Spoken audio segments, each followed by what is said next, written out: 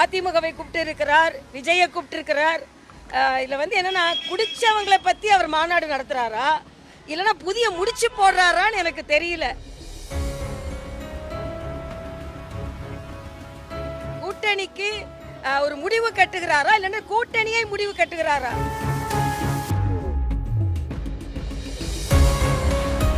இது வந்து குடிக்கு முடிவு கட்டுறதா தெரியல, கூட்டணிக்கு முடிவு கட்டுறதாகவும் கூட்டணியை பற்றி முடிவெடுக்கிறவா தான் எனக்கு தெரியுது.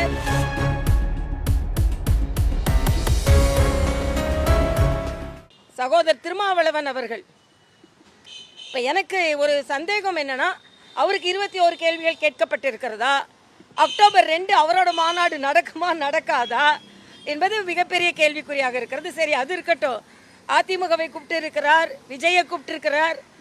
இதில் வந்து என்னன்னா குடிச்சவங்களை பற்றி அவர் மாநாடு நடத்துகிறாரா இல்லைன்னா புதிய முடிச்சு போடுறாரான்னு எனக்கு தெரியல. அதனால் கூட்டணிக்கு ஒரு முடிவு கட்டுகிறாரா இல்லைன்னா கூட்டணியை முடிவு கட்டுகிறாரா என்பது தான் நமக்கு சந்தேகமாக இருக்கிறது. திமுக கூட்டணியை முடிவுக்கு கொண்டு வருகிறாரா, அதிமுக போன்ற கட்சிகளோட முடிவு எடுக்கிறாரா, இந்த முடிவா அந்த முடிவா? இது வந்து குடிக்கு முடிவு கட்டுறதா தெரியல, கூட்டணிக்கு முடிவு கட்டுறதாகவும் கூட்டணியை பற்றி முடிவெடுக்கிறவா தான் எனக்கு தெரியுது. அதனால் இன்னைக்கு வந்து ஒரு மது ஒழிப்பு என்ற ஒரு பெயரை வைத்துக்கொண்டு ஒரு சலசலப்பை ஏற்படுத்த வேண்டும் என்று நினைக்கிறார். அதுதான். ஏன்னா இப்போ 3.5 வருடம் அவங்க கூட இருந்துட்டு அதை பற்றியெல்லாம் பேசலை, இதோட பெரிய பெரிய பிரச்சனைகள் வந்தது, அப்பொழுது பேசலை. அதனால் இவர்கள் வந்து எல்லாவற்றையுமே அரசியலாக்கி கொண்டு இருக்கிறார்கள். நாங்கள் நல்லது மக்களுக்கு செய்ய வேண்டும் என்ற ஒற்றை நோக்கத்தோடு நாங்கள் பணியாற்றி கொண்டிருக்கிறோம் என்பதற்காகத்தான் நாங்கள் நேர்மறையாக உறுப்பினரை சேர்த்து கொண்டிருக்கிறோம். வெற்றிகரமாக நாங்கள் அந்த இலக்கை முடிப்போம் என்பது எனது கருத்து. நாங்கள் என்னைக்குமே அண்ணன் திருமாவளவன் பாஜகவை அழைக்க மாட்டாங்கன்னு எங்களுக்கு தெரியும்.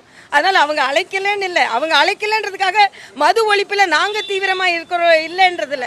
நாங்கள் மது ஒழிப்பில் என்றைக்குமே தீவிரமாக இருக்கிறோம். நாங்கள் அதுக்காக மாநாடு நடத்தினோம், நாங்கள் அதுக்காக கூட்டம் போட்டோம், ஆர்ப்பாட்டம் நடத்தினோம், எல்லாமே நடத்தினோம். ஆனால் அவங்க எப்படி ஒரு போலி மது ஒழிப்பு, இது போலி மதச்சார்பின்மை மாதிரி ஒரு போலி மது ஒழிப்பை அவர்கள் கொண்டு வந்து கொண்டு இருக்கிறார்கள். நாங்கள்லாம் உண்மையான மது ஒழிப்பாளர்கள் என்பதுதான் எனது கருத்து. திருமாவளவனுக்கு சந்தேகம் வந்துருச்சு, செல்வ பெருந்தைக்கு இப்போ சந்தேகம் வந்துருச்சு. நேற்று போய் ஒரு அஞ்சலி செலுத்த போன இடத்துல சொல்லியிருக்கிறார், எங்களுக்கே பாதுகாப்பு இல்லை, எந்த விதத்துலையும் எங்களுக்கு பாதுகாப்பு கொடுக்கல, கூட்டணி கட்சிக்கே இந்த பிரச்சனைனா நாங்கள் என்ன பண்ணுறது அப்படின்னு.